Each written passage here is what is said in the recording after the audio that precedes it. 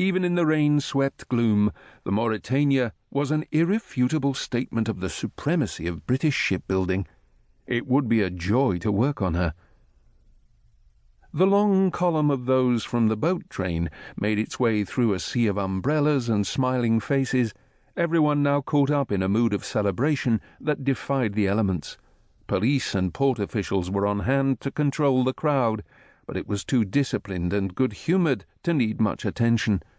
Liverpool inhabitants knew better than anybody the significance of a maiden voyage.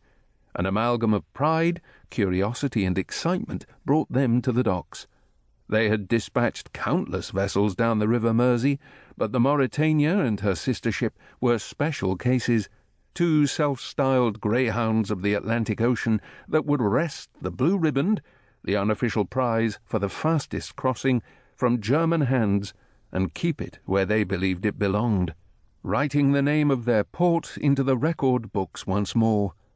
Like the Lusitania before her, the new vessel was another large feather in the already well-decorated cap of Liverpool.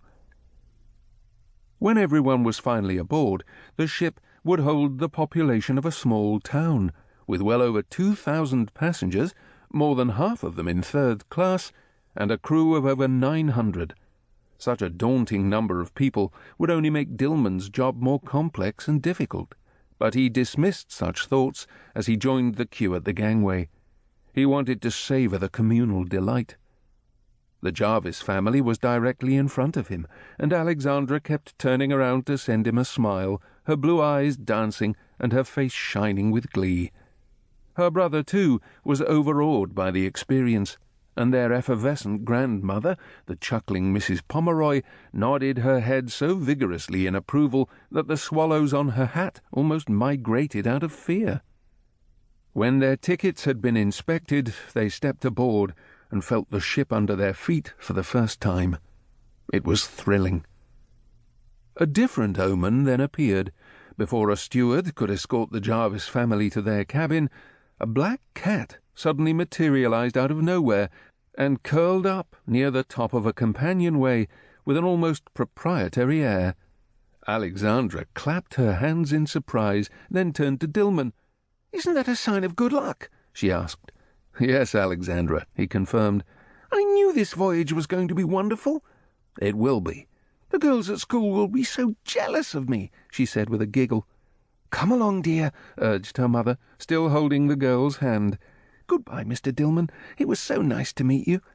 "Goodbye," he said. Dillman waved them off, but Alexandra had not finished the conversation yet. "Oh, by the way, Mr. Dillman," she called over her shoulder. "Yes, Alexandra?" "You can call me Allie if you like." "Thank you." It was an important concession in her world, and he was touched that she should bestow the favour on him after so brief an acquaintance. As he made his way to his cabin, he was superstitious enough to take some reassurance from the sight of the black cat. Had it dashed across their path, it might have been an evil portent, and he knew sailors who would not even put out to sea if they saw a black cat walking away from them. In this case, however, the animal's easy familiarity and purring contentment could only be construed as a sign of good fortune. It was an unexpected bonus.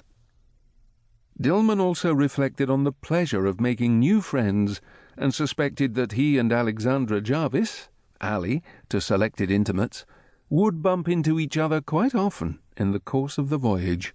It never occurred to him that a ship's mascot and an 8-year-old girl might help him solve a murder.